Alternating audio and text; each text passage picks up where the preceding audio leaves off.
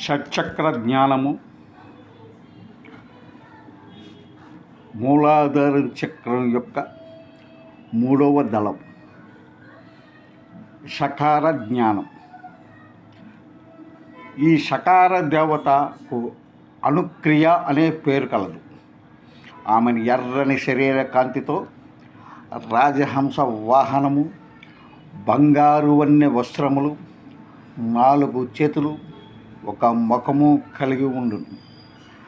ఆమె కుడివైపున అభయముద్రను, పద్మమును, అట్లే ఎడమవైపున వరద ముద్రను, పద్మమును ధరించి ఉండగలదు.